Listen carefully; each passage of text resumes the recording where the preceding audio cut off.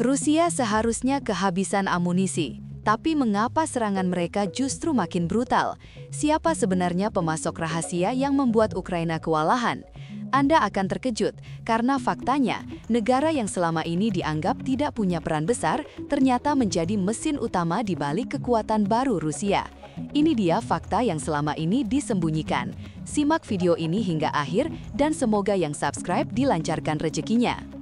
Perang Rusia-Ukraina yang telah berlangsung sejak 2022 tampaknya memasuki fase yang jauh dari prediksi banyak analis internasional.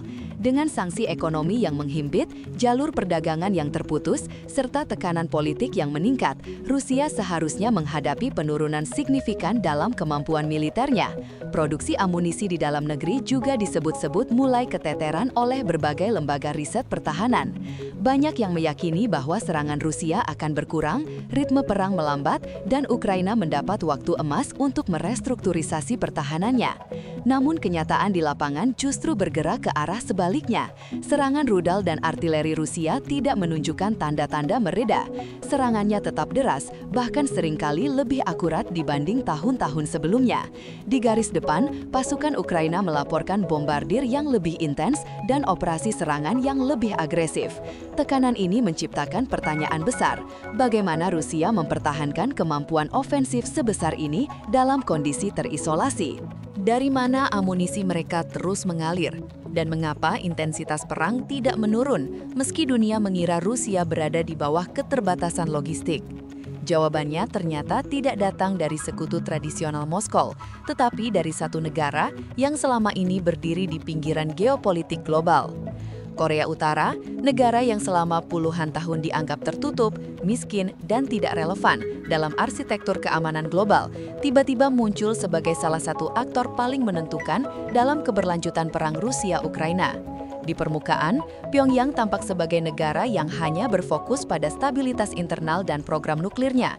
Namun di balik layar, rezim Kim Jong-un memainkan peran jauh lebih penting dari dugaan dunia internasional.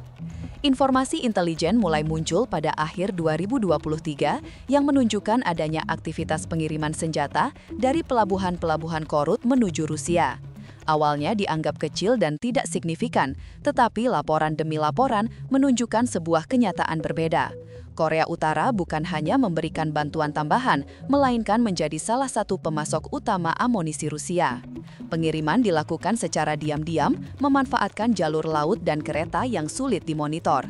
Skala suplai ini mengejutkan banyak pihak karena terjadi saat mayoritas negara dunia menerapkan embargo ketat terhadap Korut. Namun justru dalam kondisi inilah Pyongyang melihat peluang strategis, kesempatan untuk menjual senjata, memperluas pengaruh, dan menunjukkan bahwa mereka masih memiliki peran penting dalam peta konflik global. Momentum besar terjadi pada Juli 2024 ketika Rusia dan Korea Utara secara resmi menandatangani Fakta Pertahanan Bersama. Ini menjadi titik balik yang mengubah hubungan kedua negara dari transaksi sporadis menjadi aliansi militer terbuka.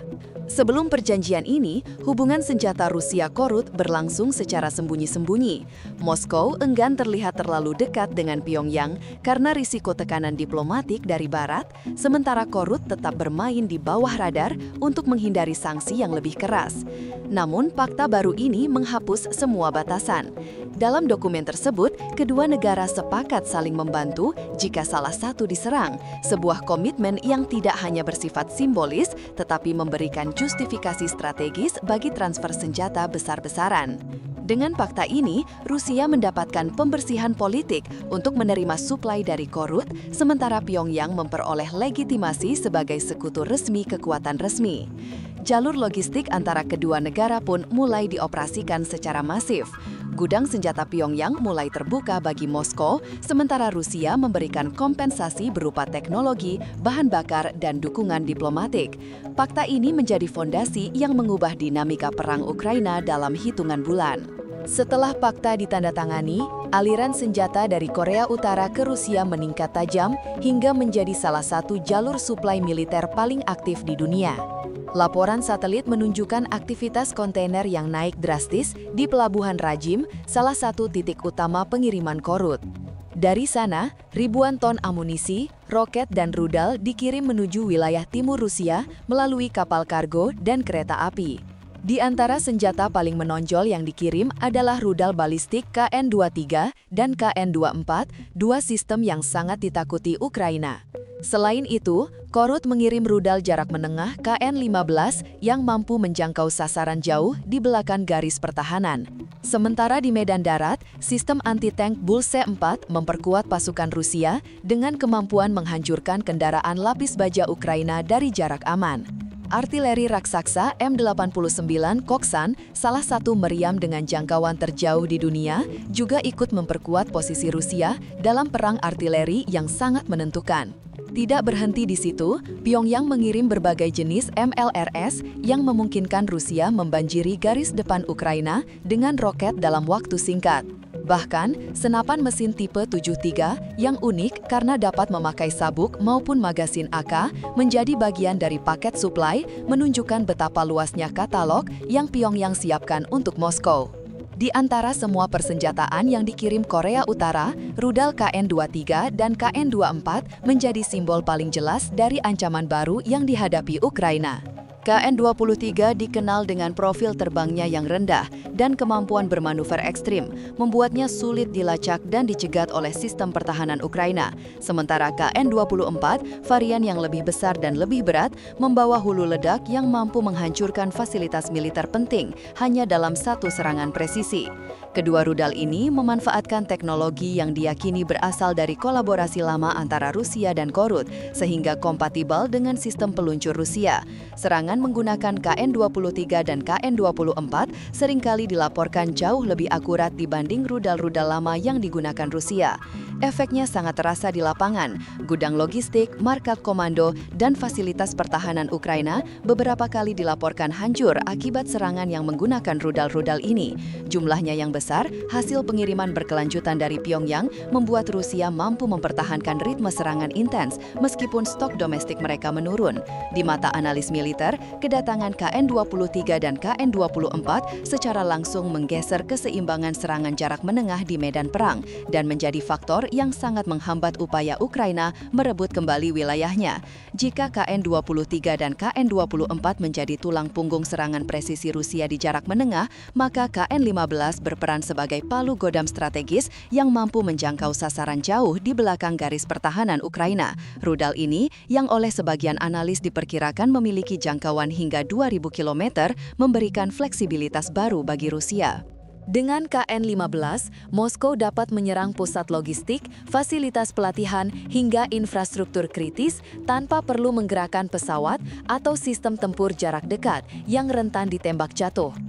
Keunggulan terbesar KN-15 terletak pada kemampuan adaptasi hulu ledaknya, mulai dari hulu ledak konvensional, berdaya ledak besar, varian fragmentasi tinggi untuk menghancurkan wilayah luas, hingga versi yang secara teori mampu membawa muatan termonuklir, meski belum ada indikasi penggunaannya.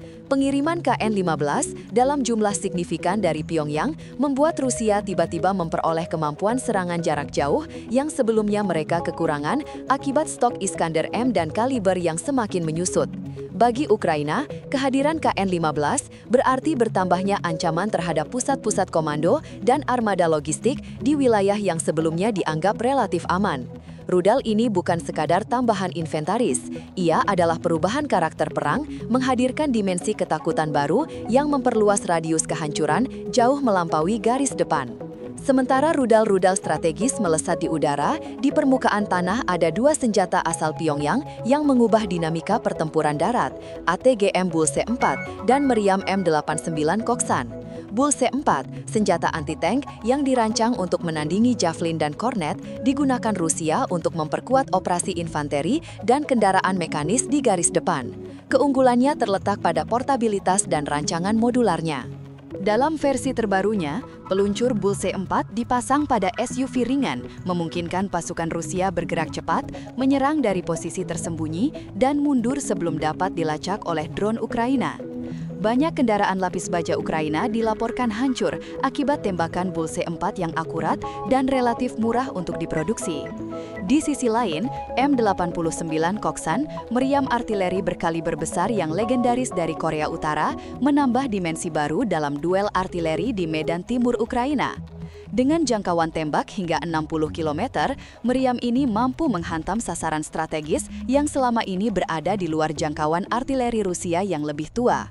Rusia menerima sekitar 120 unit Koksan, sebuah angka yang memungkinkan mereka menutup celah dalam perang jarak jauh. Kehadiran meriam tersebut mengubah peta pertarungan artileri. Wilayah yang sebelumnya aman, kini masuk dalam radius tembakan Korut, memaksa Ukraina untuk memindahkan pangkalan logistik mereka lebih jauh ke barat. Jika artileri adalah denyut nadi medan perang, maka MLRS buatan Korea Utara adalah badai yang menyapu garis pertahanan Ukraina. Pengiriman sistem roket peluncur ganda ke Rusia menciptakan perubahan besar dalam pola bombardir intens, terutama pada area-area pertempuran di Donetsk dan Luhansk. Sistem roket 122 mm yang dipasang pada truk sipil modifikasi memberikan Rusia fleksibilitas dalam melakukan serangan kejutan tanpa pola yang mudah ditebak.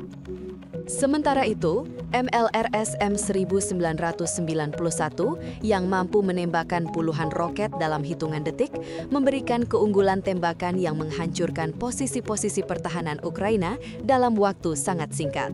Inilah jenis senjata yang tidak hanya merusak fisik, tetapi juga melemahkan moral pasukan lawan.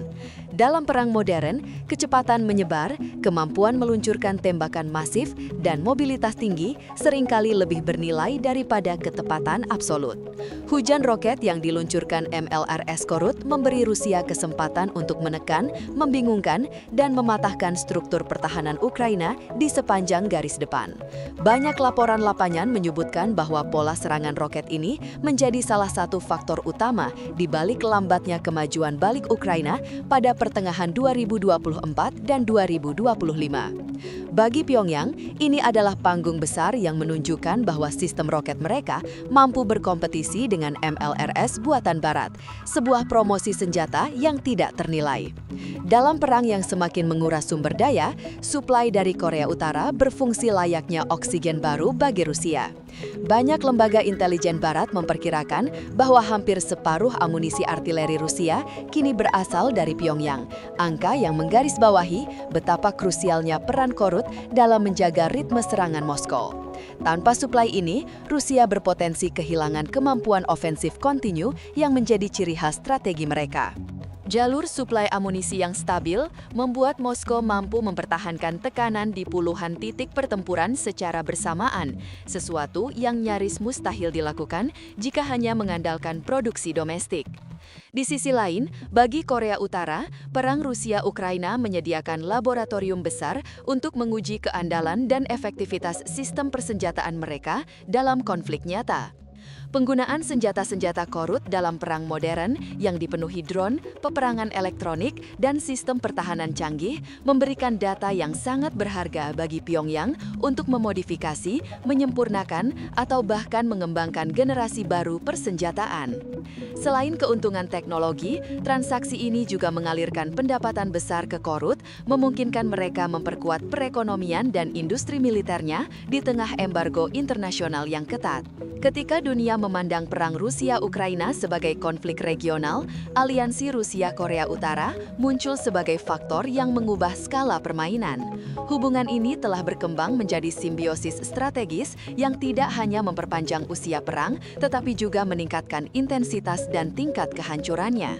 Bagi Ukraina dan komunitas internasional, aliansi ini adalah tantangan baru. Bagaimana menghadapi kekuatan gabungan dari dua negara yang menolak tekanan global dan justru menemukan keuntungan dari isolasi. Di beberapa titik, perang yang seharusnya mulai melambat justru semakin panas karena suplai senjata dari Pyongyang yang terus mengalir. Aliansi gelap ini, lahir dari kebutuhan dan kepentingan bersama, telah mengubah dinamika geopolitik Eurasia. Rusia mendapatkan suplai yang mereka butuhkan untuk melanjutkan operasi, sementara Korea Utara mendapatkan panggung, uang, teknologi, dan pengaruh baru. Bersama-sama, keduanya menciptakan babak baru dalam perang Ukraina. Babak yang dipenuhi ketidakpastian, ancaman baru, dan risiko yang lebih besar bagi kawasan serta dunia. Energi baru yang menghidupkan konflik ini datang dari dua negara yang merasa terpinggirkan, namun justru semakin kuat dalam kebersamaan mereka.